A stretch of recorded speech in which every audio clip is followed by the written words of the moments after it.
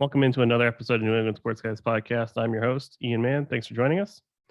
And we're going to talk about our Super Bowl reactions. We're going to talk about the MVP, and then there's some discussion about who should have been the MVP. Roger Goodell is in contract extension talks. I think that would be a good thing. We're going to talk about some Winter Olympics because that's what's going on right now. The Celtics are on a roll, and MLB is still in a strike. But first, before we get to that, let me bring in my co-host, Smitty. Smitty, what's going on? What is up, Ian? Nothing, just you said in the text message string, just nursing a perfectly good hangover from today or for today. And we had a lot of fun last night playing some virtual golf. We had the two bays, eight of us, and some trash talking. A couple beers might have been consumed. Yeah, just two or three. But no, it was a lot of fun. I had a great time, and it's good to see a lot of those guys like Mickey, we don't see very often anymore. So let's see. This week, I finished up that class. Thursday was my last day of the actual in-person. Now it's just kind of going through and recording or watching the recordings and doing a bunch of the studying for my test in May. So I'll be doing that a little bit, but won't be so rigid. So that means tomorrow I actually get to play hockey again. So I've been missing that on Monday nights. One thing I do want to get to before I ask what you got going on is I just want to, I don't know if you hear this racket. Sorry. No, the two kids are, it sounds like there's a steam train a steam train in my house. But I want to give out our deepest condolences to the oldest Patriots fan. She just passed away, Myrtle Millage. She was honored earlier this month with a Patriots jersey that had the 106 on it. She was 106 when she passed away, from Mexico, Maine. I thought that was cool. And then she started following the Pats when they were just became a franchise, an AFL franchise in 1960. So she's been following them for a long time. And then she also was served as the Grand Marshal for the team in a May 2019 parade that was a couple months after the Super Bowl win that they had that year. So, our thoughts and prayers go out to her friends and family. And just wanted to shout that out, especially her being from Maine. I thought was a cool thing, and a huge Patriots fan. So I didn't want to start the podcast off on a low note, but 106 is something to be celebrated. If I make it to that's if I make it to half that, I'll be pumped. Half. But I'll kick it back over to you. What do you got going on? Not a whole lot. Like you said, we did the simulators yesterday, so it was good to get out and swing some clubs. Little sore today because I haven't been using those back muscles in a long time, or any of those core muscles. But yeah, that was fun. Let's go ahead and get into our first topic. Let's talk about the Super Bowl. So the Super Bowl just happened. So this is our first podcast since then. I mean, the most memorable thing about that Super Bowl is us doing the hot wings before the Super Bowl. Because that Super Bowl, those were good. Yeah, they're pretty tasty. I'll do it again. Oh yeah, I would totally do it again. Now that I know what I'm dealing with, the fear is gone. But the Super Bowl itself wasn't super exciting, but maybe it's because we just didn't have any vested interest in the Super Bowl. Yeah, we're not watching the Patriots. We're not watching our second favorite team or anything play. So I think everybody predicted the Rams would win, and then the Rams won. I think that, it was kind of, there's more defense in the game than people probably realize, but I probably didn't notice because I was drinking. So it was probably a defensive battle we just didn't notice. But I thought it was okay. I can't really remember too many big plays. There's one at the beginning. The missed face mask on Ramsey where T. Higgins went in and scored a touchdown. That was a pretty monster play. I don't understand how the officiating can still be so bad. Like even with in the Super Bowl. And for the most part, they didn't call anything until like the last 2 minutes. And then they're like, we're going to call the Bengals for all these penalties. Yeah, right. Now, to be fair, when they show the replay of the pass interference on Cooper Kupp or defensive holding, they don't show the whole clip. So when he gets to the top of his route, that's where he's being held. But the only part that they show is when he cuts. Mhm. So like the penalties already happened. I don't like a lot of people are like, that wasn't a penalty. Well, it was. You just got to go back 3 seconds, like when the guy actually committed the penalty. But yeah, Joe Burrow had a chance on that very last play when Aaron Donald gets to him. Jalen Ramsey fell down, so Jamar Chase is wide open. He just couldn't get him the ball. So, you know, but all in all, I thought it was an okay game. It was competitive. It wasn't a blowout. What did you think? I'm in the same boat. I thought it was a great game. It was I thought it was a lot of fun to watch. I know some people thought it was boring. And again, maybe it's just because we were watching it for the entertainment. It wasn't, you know, it wasn't a we were rooting for one team or another. I was happy that I would have been happy if both teams, either team won, I guess is what I'm saying. You know, same here. I'm pumped Stafford gets his ring. That guy, he's been a pretty good football player on a pretty bad team for quite a while, and he gets an opportunity this year and wins the Super Bowl. So that was great to see. But yeah, no, I'm with you. It was interesting that there was no penalties throughout most of the game. Granted, we were kind of preoccupied. I think there's 2 on each team, like for most of the game, and then until 2 minutes left in the game. Yeah, so there wasn't many called. So I don't know. There was the what was it, the 4th and 1 play call from the Bengals? Is that what it was? That they ran it like at Aaron Donald and he stuffed him. Probably.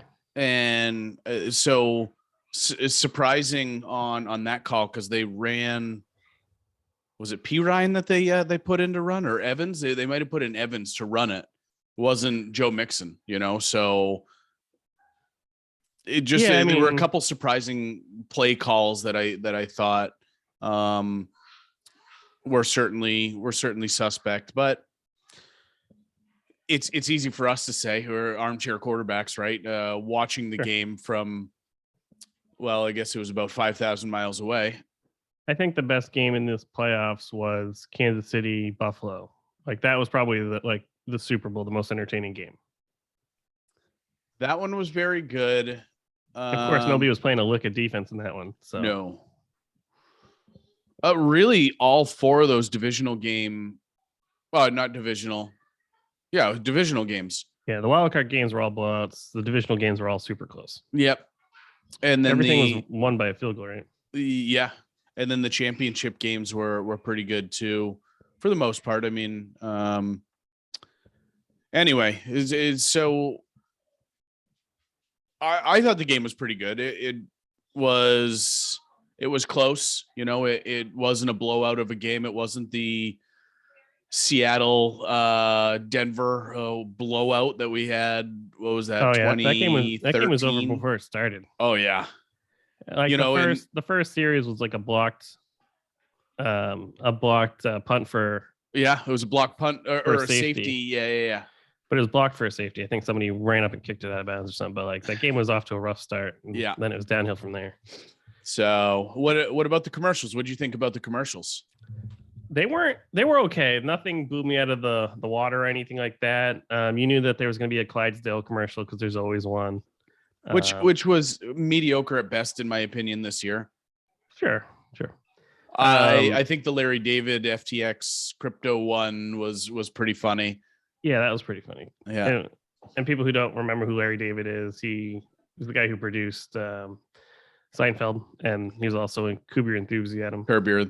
Yeah. Yep. What about the halftime show? I thought it was okay.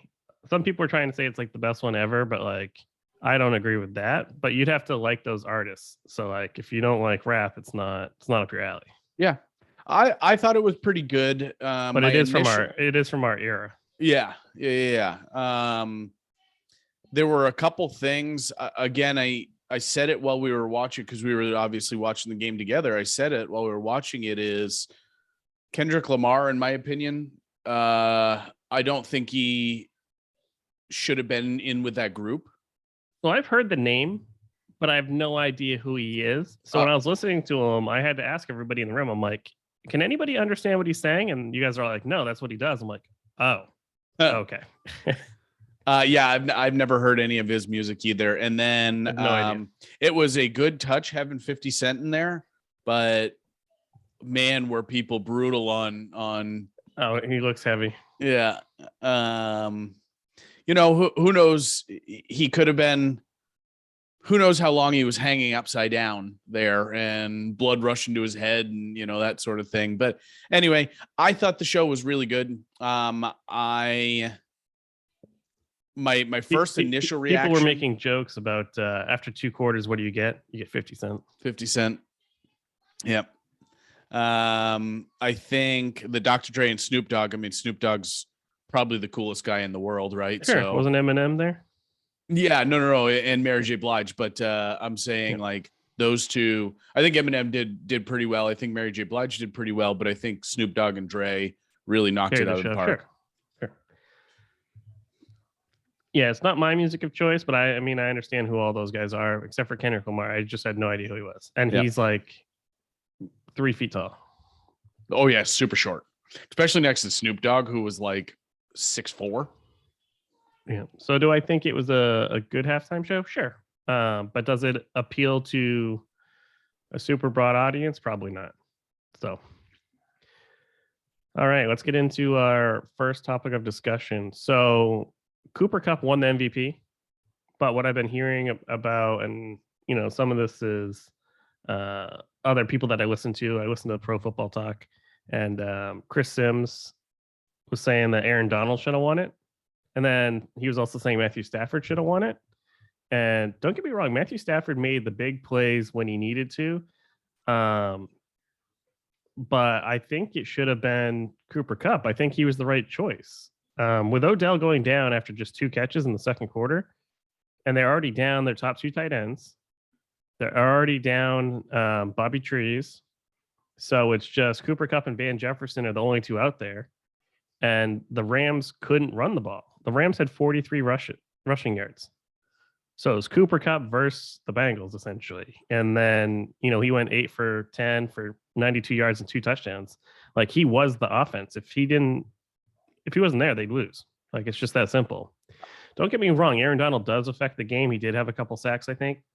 But I think Matthew Stafford loses the MVP because he threw a couple picks.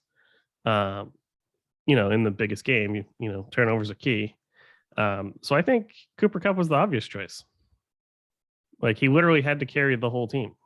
Yeah. Or the whole offense anyway. But he's been great all season. Honestly, he had an opportunity, and I asked you guys this before while we were live streaming, is I don't understand how the MVP and the offensive player of the year aren't the same thing, or defensive player of the year aren't the same person. Whoever wins MVP, you're the most valuable player. So you should be the offensive or defensive player of the year. But I'll digress. I understand they want to hand out more awards to more people. Yeah. It's just stupid the way they do it. But also Cooper Kupp, he's done it all year, right? He had a phenomenal regular season. He's had a great playoffs. I know you wrote it in here. I was zoning out, to be honest with you, what you were just talking about, but you were saying cover Cooper Kupp and win. And I think I'm not going to lie. Once Odell went down, I would have put 3 guys on him. I'm not joking. Like, who else are they going to throw to? They had Van Jefferson. So you just need one guy to cover him.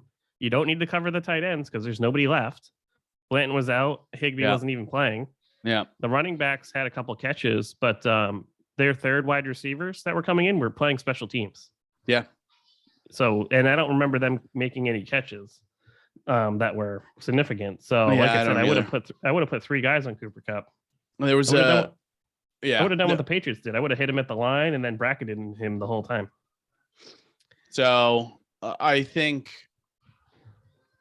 I think they did a really good job, and then the Bengals didn't do enough to adapt, right? Just like you said. One tough thing from the Bengals side, that Tyler Boyd drop. That was like his first drop in Oh yeah, 190 whatever targets, something bananas like that. So, but I think Cooper Kupp deserved it. Again, Darnold, he had a good game by all means, and like you said, Stafford had an okay game. I wouldn't say anything jumped off the page, but Cooper Kupp and the timeliness of his second touchdown, right? That won the game. yeah, totally. But when excuse me, but when you come to a team like the Rams, I'll use Green Bay as another example. They literally have one guy that can beat you. Don't let that guy beat you. Well, of course, we're from New England, and that's how the Patriots play. They take away your best strengths. But seriously, like you know how many games I saw Devontae Adams like, oh, they need a touchdown right now. He just catches a touchdown wide open. Like, why isn't he triple teamed? Like, I understand double teaming, but like, and he can beat that. And some of the is scheme, like you can scheme plays to get guys open, but you can't let the best players on the other team beat you. You just can't do that. You're going to lose every time. I agree. But these guys, the Bengals, go ahead. I was going to say Kupp and Devontae Adams, they're two of the best wide receivers in the game right now, and they're going to. Oh, for sure. They're going to get themselves open as well. Yeah. Yeah, the big difference in this game was the Bengals offensive line, which everybody predicted, or you could say, you know, the Rams defensive line. Yeah, but the Bengals offensive line was the question mark, right? If they had a game where they keep Joe Burrow clean, they had a really good opportunity to win. They let up 7 sacks, I think. Is that what it was? I couldn't remember.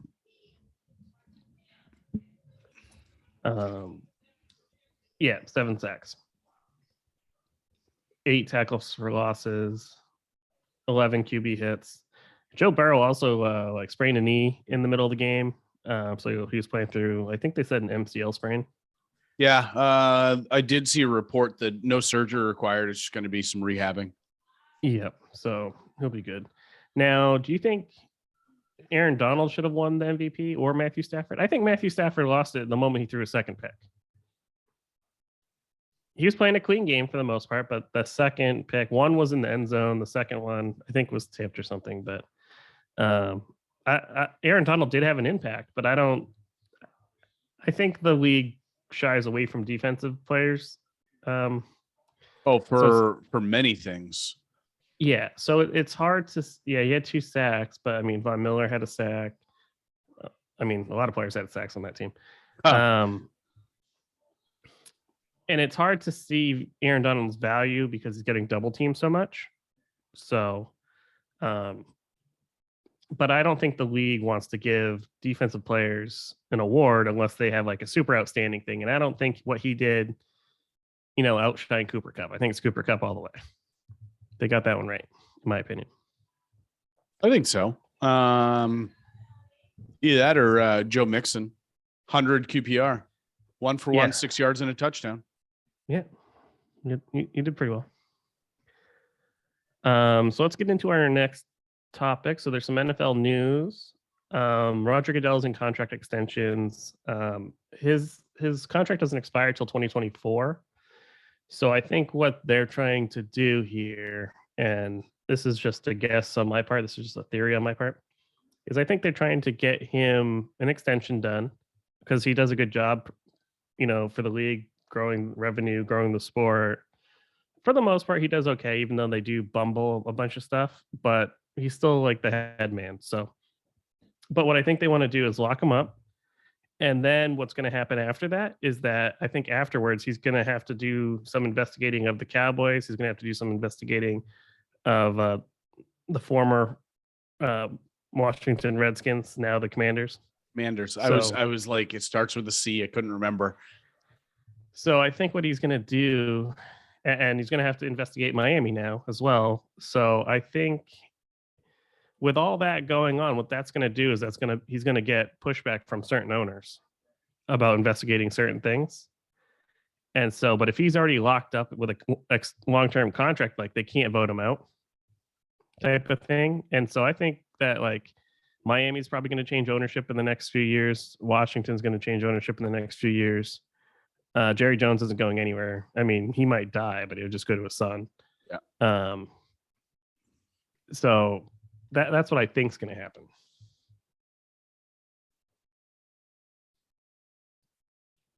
Do you like Roger Goodell as a commissioner? I mean, I think he could do better in certain areas. Yeah. Besides him being a douchebag, I mean, no yes. matter who's commissioner, you would say that. Sure. If Tom Brady became the commissioner, you would be like, Tom Brady's a douchebag. There are varying levels of it. Sure. It's not on our notes here, but I read an article, and I don't remember if it was in the Score or CBS, or they did the report was released about, speaking of Tom Brady and Roger Goodell. Did you read this? A report was heard about it. A report was released that some lab in fact found out that the footballs do lose that much air, and it was legitimate. Yeah. And the NFL took readings throughout the year, and then when somebody asked them what the readings were, they're like, "Oh, we didn't keep any of that information." Yeah. And so I don't remember. They were just trying to F the Patriots. That's what they're trying to do. I don't remember who. And we didn't get an apology. Nothing. We lost those draft picks. Lost a first-round draft pick. Paid what, $2 million? And a fourth rounder, I think. And a fourth rounder. $2 million. Brady suspended 4 games. You know. Yeah, and then we won the Super Bowl. Yeah. Fuck it. Yeah. His scorched earth tour. Yeah. But I mean, it's that's one of the biggest things. Like, there's a lot of inconsistencies in the NFL and I understand he works for the owners, and his job is to basically protect the owners. Mm-hmm. But and the sport as a whole, but yeah. Yeah. But I think you're going to, they have a lot more issues. There's literally 4 scandals you wrote on the notes here that are current. Yeah. They're current scandals. Yeah. Is there any other sport that has more than one that you can think of? Yeah, the Cowboys one is kind of new, but it's it popped up in the last week or two, but it's from a couple of years ago, I think. Well, and that's that's just especially the Washington Commanders one is. That one's got to keep going because John Gruden is tied to that one. I'd be surprised if that goes away. You're getting Congress involved, saying, you know, they want to see these reports because. So the league needs more transparency. So like when it came to Washington, and so the NFL did like an initial report, but then they didn't record anything. So it was like a sham. Yeah. Like if you didn't write anything down, then how do we know what was investigated and what happened and what did you find? They're like, oh, nothing. And then so stuff keeps coming out about Washington, and the NFL's like, oh God damn it, we got to go back in and investigate them again. Last week, Dan Snyder's like, Washington's going to investigate itself, and then Roger Goodell was like before the Super Bowl, was like, actually, no, you can't do that. We'll have to come investigate. Like you can't investigate yourself. So yeah. Washington's. I hope that stuff gets brought to light. I really do. I hope people figure out who outed John Gruden. The Cowboys scandal came up. Brian Flores, suing the NFL still. Sorry, do you want to get into the Cowboy scandal? I read I'm assuming you're talking about the cheerleaders. Yeah, we can talk about it. The Cowboys cheerleaders, like what happened with that, right? So there was a guy who works for the Cowboys. I forget exactly what position he had, but he was like head of communications, maybe something. Yeah, like that. Communications, media communications, something like that. He was taking lewd photos of cheerleaders while they were changing in the locker room. But the question is, it says why NFL, was he doing NFL it? says it won't. I'm reading this right now. NFL won't investigate settlements between Cowboys and cheerleaders. Yeah. But somebody's going to write a tell-all book soon. Richard Dalrymple, maybe. Yeah. Senior Vice President for Public Relations and Communications. So the question is, when you go into an investigation, you'd find out who was he taking the pictures for, whether it's for his own consumption or was he doing it for somebody else. Yeah, so he ended up retiring, and the Cowboys paid the cheerleaders hush money essentially. 4.4, I think. 2.4. 2.4, I think. 2.4 total between the four of them. So obviously they're lawyers and they're NDAs and stuff like that, but like this stuff needs to go to the NFL level. That happened in 2015, by the way. Again, the Cowboys can't investigate themselves. And then so there has to be some transparency there. And there might be, not that they'd really do anything to the Cowboys, maybe a draft pick or two, but like, that stuff needs to be taken over by the league office. Did the Cowboys report it to the NFL? So the other one is so in 2015. In 2015 is when the voyeurism in the locker room happened, and then I want to say later that year, maybe. I don't know if you read this part of it, but he was also in the draft room, like their war room. Mm-hmm. Did you read this part? Oh yeah, and he was taking upskirt photos of Jerry's daughter or daughter-in-law. I don't know what relation she is, but yeah. And it got caught on national television, and somebody that you can't find the or I don't know if it was national television. It was War Room TV, like Cowboys TV. And that video is since been removed, as you probably imagine. But what happened was somebody like sent an email, somebody watching it, some like diehard Cowboys fan was watching the draft, the war room and that sort of thing. And he noticed it. And him and this teacher, I think it was from Louisiana, this teacher and his wife were like, did we just see that correctly? Like they saw it on the feed. Sure. And nothing ever came of that. He got investigated and they found no wrongdoing. So there needs to be more transparency with a lot of these other legal issues. I think the NFL does a poor job when it comes to that stuff. Like you can go back to the Ray Rice thing. Like they were like gonna suspend him 2 games because that's what Bisciotti wanted. The Ravens owner wanted them to do, and then they saw the video, and then they're like, "Holy crap, we got to suspend him like for life, essentially." We'll suspend him 2 games, and then everybody else saw the video. They were like, "Shit." Yeah. The NFL had already seen the video. They claimed that they didn't, but I think they do a bunch of shady stuff like that where the owners have too much pull, I guess. Like Bill Belichick. He's not an owner. No, but he has a lot of clout. Sure, but like the Cowboy scandal just goes away because Jerry Jones says so. Yep. So I think with more transparency, I think with Congress getting involved and stuff like that, I think the NFL will have to do stuff because they'll be subpoenaed. They'll have to do this stuff, and if it goes to litigation, that's even more subpoenas, and they'll have to uncover everything. So I think they're really worried about who else is going to be implicated. Especially the NFL, because when did the NFL know it? What did the NFL know, and when did they know it is going to be the big questions that are come out. Yep. So we'll move on to Winter Olympics. Well, really quickly before we move out of NFL, it was noted that Brian Flores got hired to Pittsburgh yesterday. Correct. In a weird position, linebacker coach. Yeah, linebacker. Defensive assistant linebacker coach. Yeah. But it also says that his lawsuit will continue. Correct. So he's not. So he's essentially suing his boss. Not really, but sure. But he's going to the Steelers. That's a good organization. I think they do right by their coaches. They've only had 3 coaches in like 50 years. So I think this might give them a chance to get rid of Tomlin now that they have somebody else on the staff who could take over. You think that's what it is? I mean, Tomlin's never had a losing record, but I don't think Tomlin's like overachieved with the teams he has.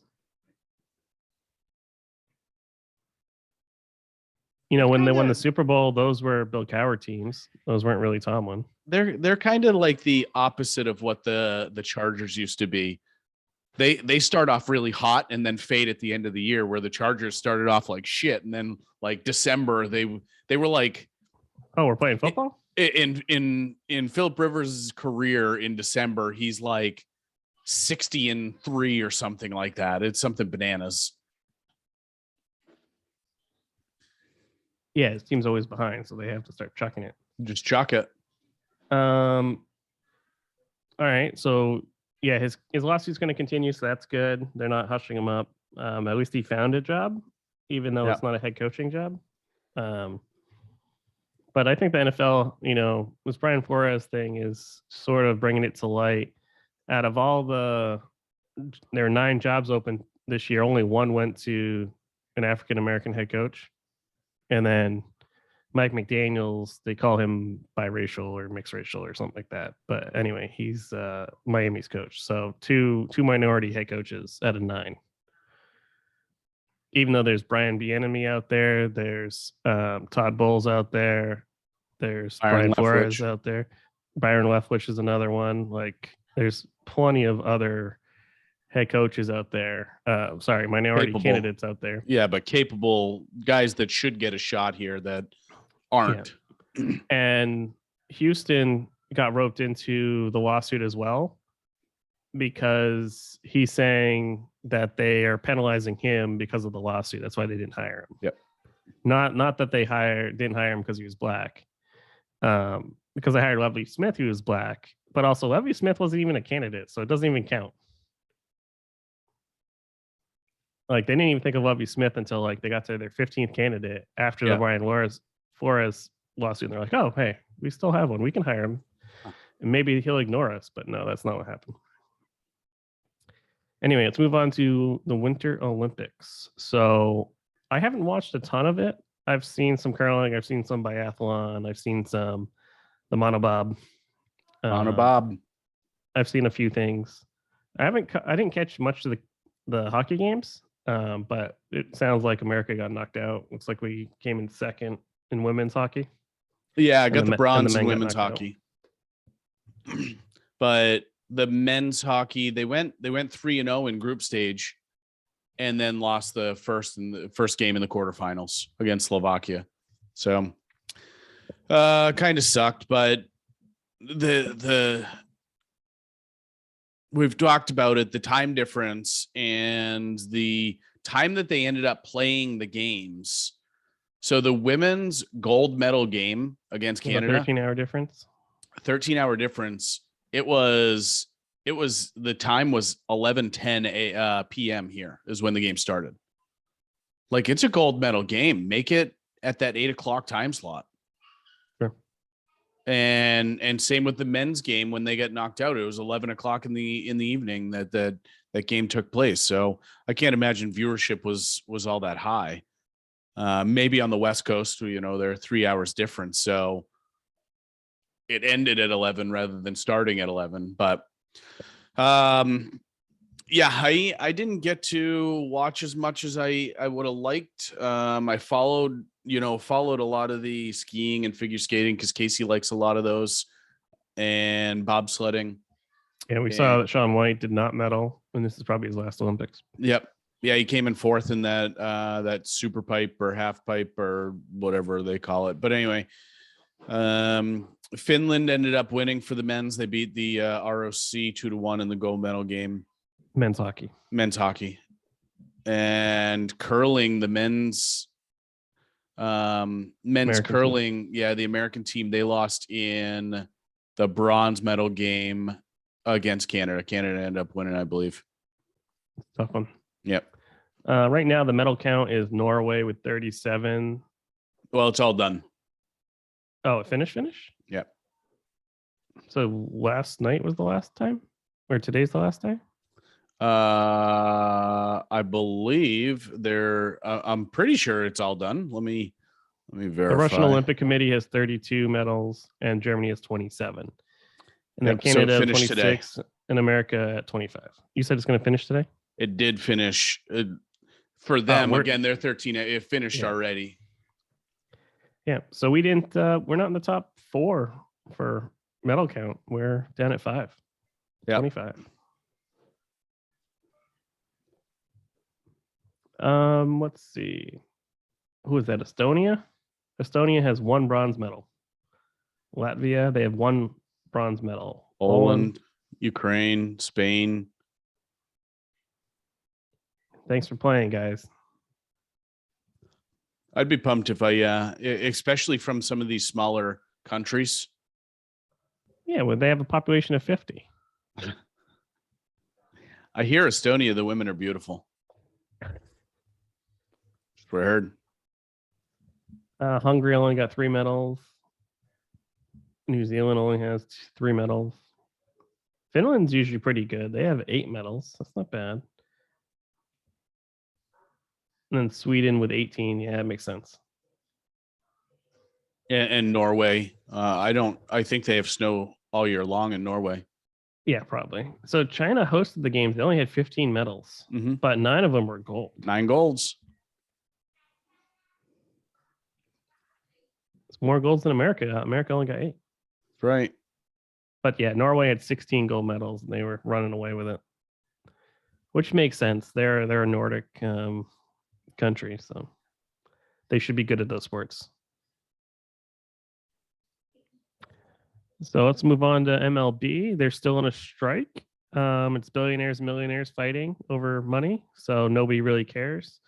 They're talking about them missing training games, which is already going to happen. So I think it's just a bad look with everything else going on. Yeah, they cancel at least the first week of training camp, spring training. Sorry.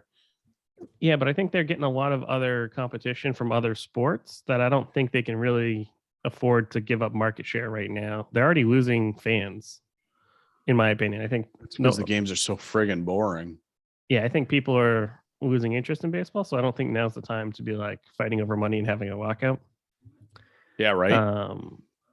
Yeah, so there's really nothing else to report in baseball except for that they're having meetings to try to resolve this, but we'll let you know when something happens. You want to talk some Bruins?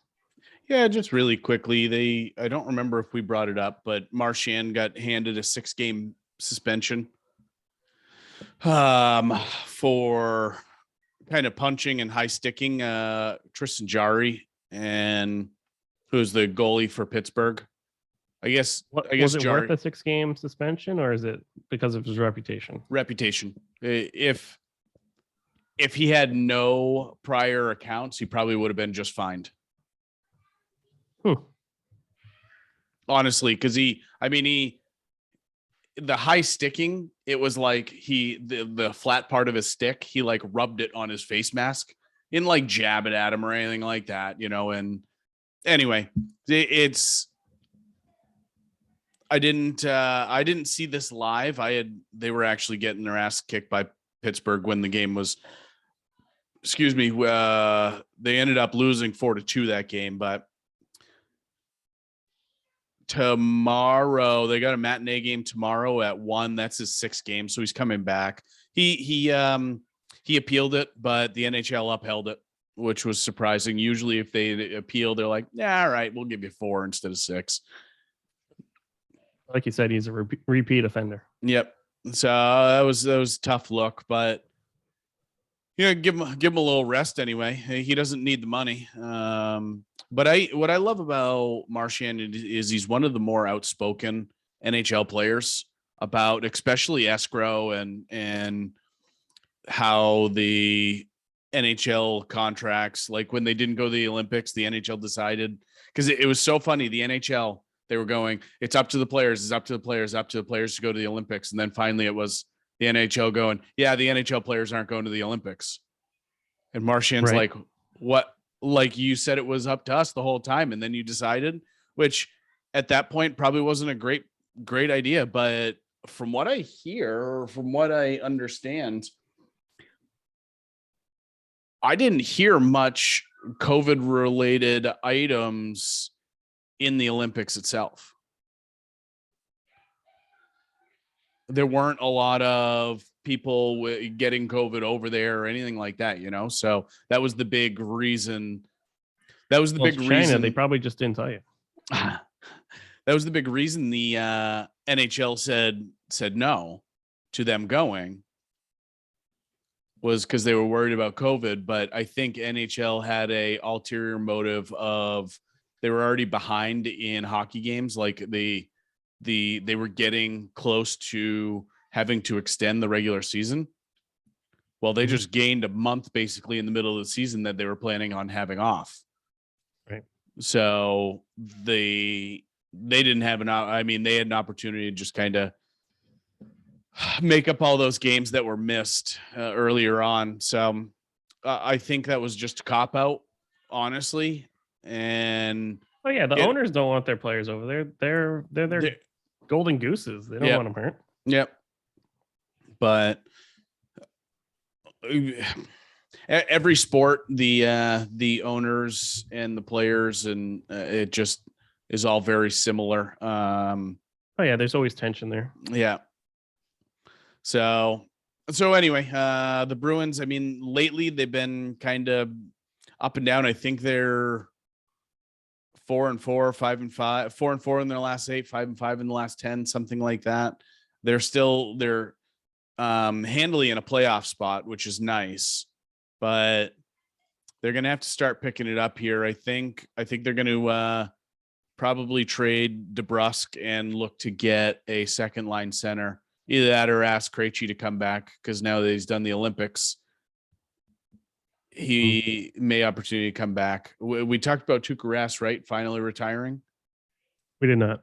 Oh, we didn't. Okay, so Tuukka Rask called it as well. He said that he wasn't able to play up to his standards. He thought he was going to be able to come back, and he just wasn't able to. So he said he was going to retire, which is, it sucks because I'm a big Tuukka Rask fan, but I'm excited because Jeremy Swayman's kind of the one that got the shaft on Rask coming back, because he could go down to the minors without having to clear waivers. Sure.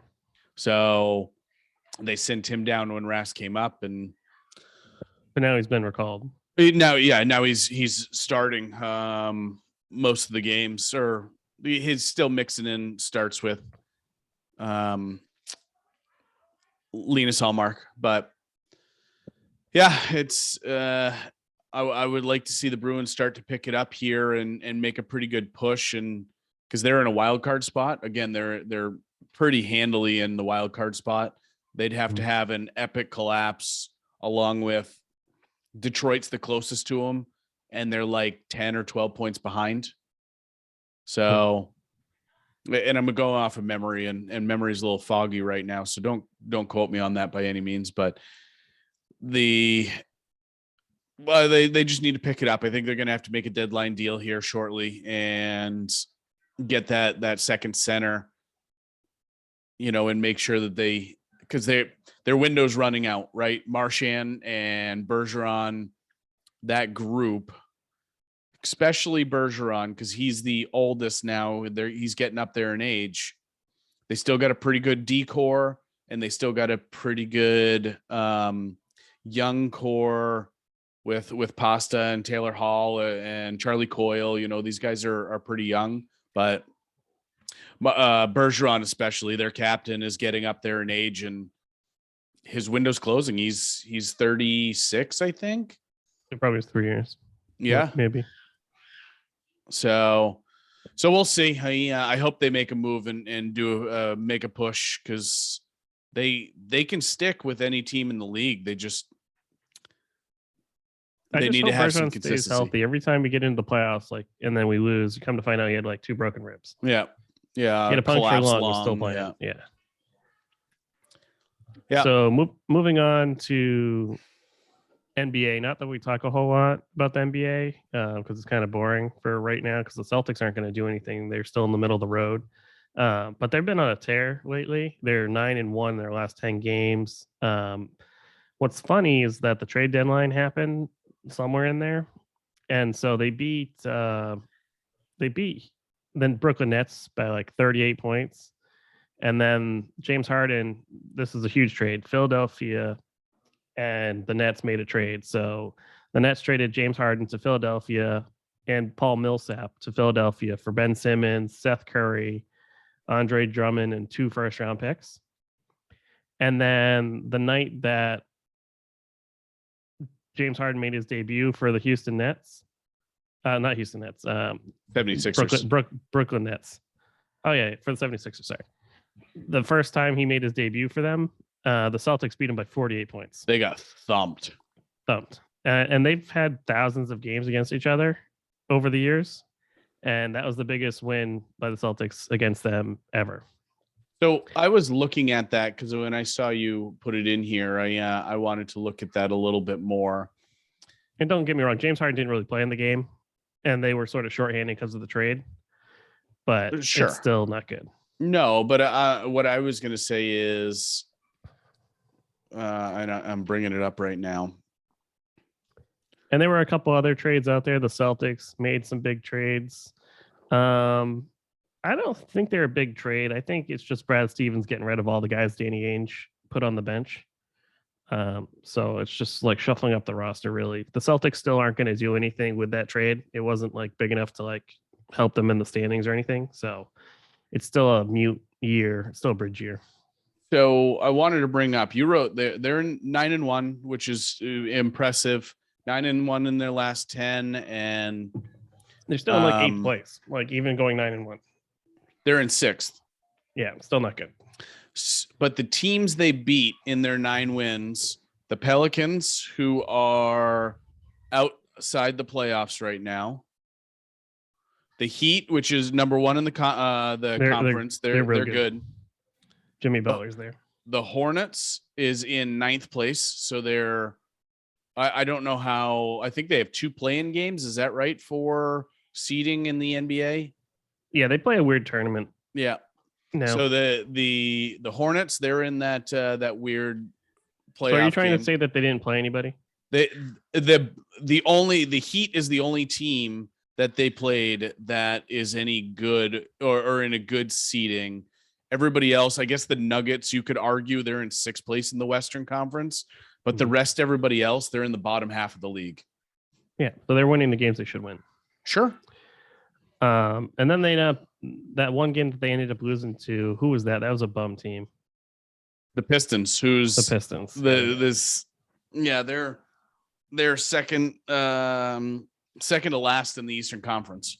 So what I'm hearing about the Celtics, because I didn't watch any of these games because I think basketball is super hard to watch right now. And I don't really want to watch until they trade either Tatum or Brown, or they get a third person on the team to like help them. It's just not worth watching. But anyway, from what I've been hearing is that they're playing a lot better. And I don't know if it's because Brad Stevens before the trade deadline or somebody high up came down and was like, you guys got to figure out how to play together or I'm trading one of you or trading both of you. Because that was always the thing. They can't seem to play together at the same time. And then they just started playing a lot better, started dominating. They didn't just beat teams, they were crushing them. Like they beat Philly by 48 points. That's ridiculous. Yeah.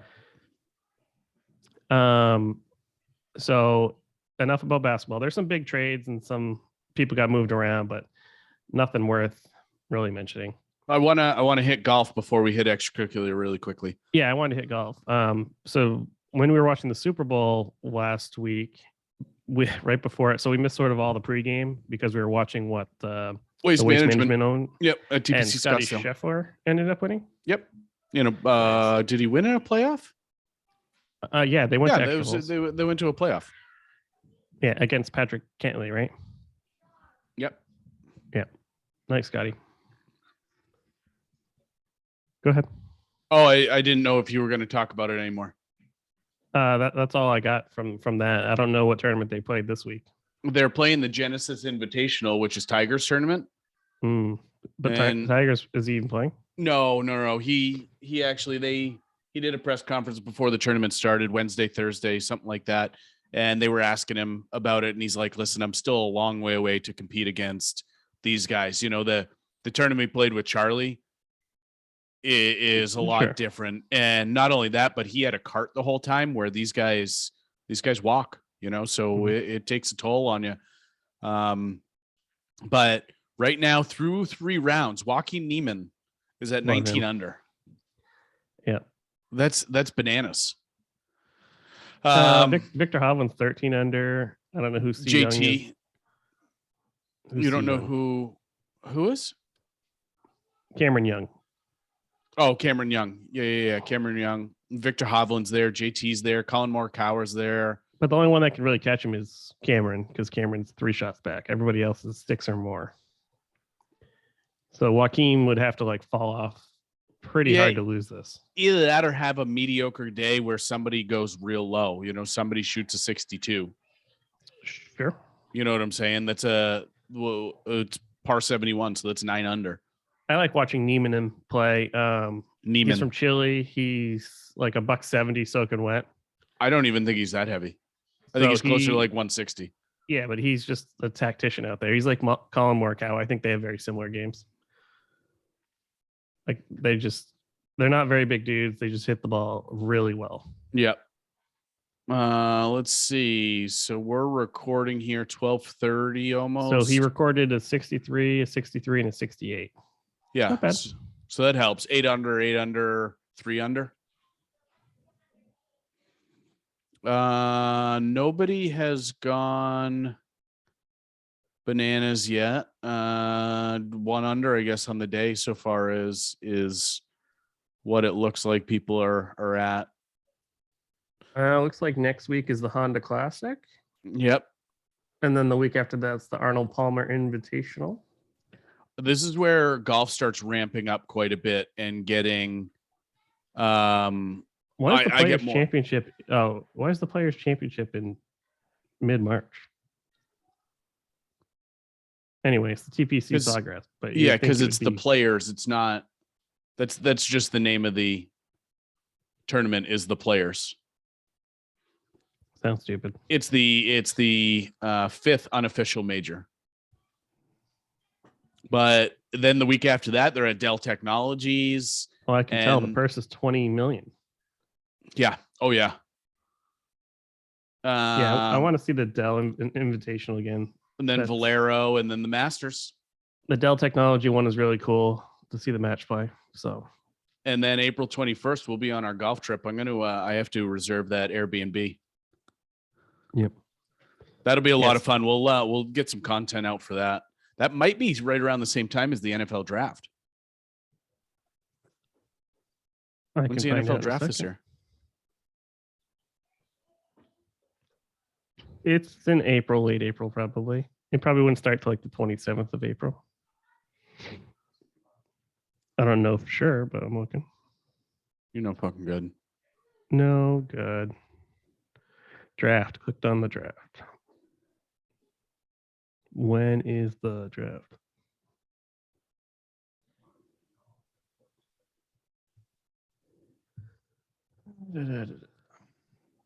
Anyway, I think it's late April. April 28th. Yeah, which is a Thursday. They always do that Thursday coverage for the first round, and then Friday's the second and third round, and then Saturdays every other round, 5 through 7 or 4 through 7. 4 through 7, yeah. Yeah. So we'll be back for that. Yeah, I was wondering if we were going to record while we were there, but sounds like it'll be right afterward. Yeah. Yeah. So in our next podcast, ramping up to that type of stuff, we'll start talking about, free agency, when the league year ends, when free agency opens, because I think that's what it has to wait for. It's an exciting time of year because it's. Sorry, I didn't mean to cut you off, Ian, but exciting time of year where, the NFL season's done, right? And so they're starting to ramp up, like you said, for cap situations, and New Orleans is going to have to shed more people because they're going to be way over the cap again. And 48 over.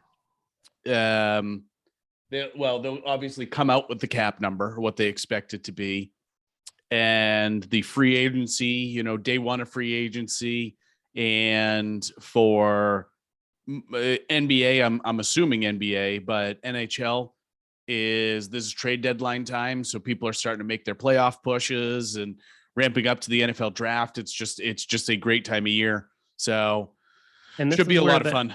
This is where MLB is really messing up. So this is the time of the season where people are starting to talk about your sport, because spring training is supposed to be happening right now. And so you're supposed to be talking about your young new prospects and what you think the year is going to be and stuff like that. Yep. And they're not doing anything. They're in a strike because they're idiots. And I think the NFL does a better job than any other sport about making their stuff year round. So even though the Super Bowl starts later and they add different weeks in, we're going to be 2 months, a month and a half after the Super Bowl, we're already into the draft. So it's perfect. And somewhere in between there is the league year ends and the new year league year starts and free agency starts, because free agency starts before the draft. So I think they do a good job of basically filling in news where other sports are supposed to be in their peak, like basketball and hockey and baseball supposed to be starting up. That's supposed to steal coverage from them, and instead they're doing this type of stuff, which always keeps their sport relevant, even though it's the off season. Yeah. So I think that's very, very smart marketing is what it is, because Yeah. they won't play a game until September. So we're 6 months away and we're still going to be talking about it. So all right. We're in the off season for hockey or basketball or baseball. We're not talking about those sports. Not nearly as much. I mean, No. The NHL draft is obviously a big time, but the NBA draft, I mean, I don't even know what they do. And then, there's very few things that actually happen.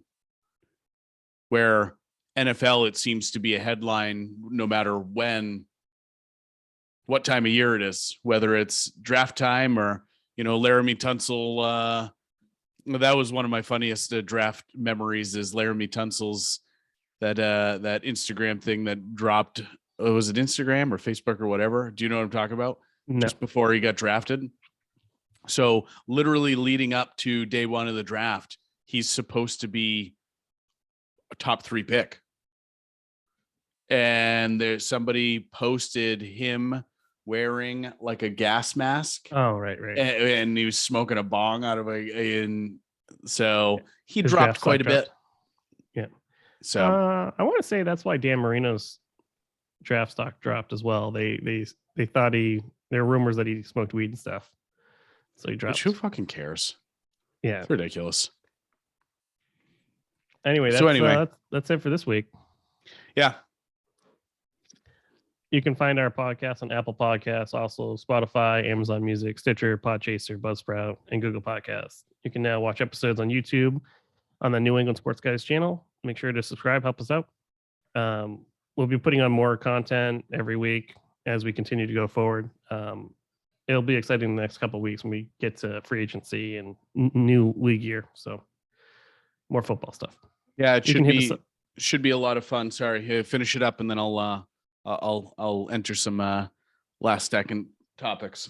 You can hit us up at Twitter at NESG pod, and you can hit us up on Instagram at NESG_pod. Take it away. Just really excited to get some of this stuff out and build some of our content. And be sure, if you want to have a little bit of a laugh, be sure to check out last week's live stream. It's still on YouTube of Ian and I crushing some super hot wings. That was brutal. It was brutal for about 5 or 10 minutes. And for me, it was brutal at about 7:30 the next morning. I had a little, as Bemis would call it, bubble gut. I didn't have any problem with that. I had a little bit of a rough time, but after a quick bout, was able to come out of it and get back to normal. But anyway, I have tomorrow off. I don't know what you're doing tomorrow, but I have tomorrow off. working. All right. Sorry, bro. Yeah. But no, I good kind of catching up with you and hitting this up again. And let me know if what days you and Sarah want to come over. I have that bunch of stuff I took out of the freezer, and I may or may not have bought a porterhouse yesterday. So Yeah, just let us know. Whatever Okay. works. Sounds good. Take it easy, everybody. All right. Have a good weekend or week. See you guys. Later.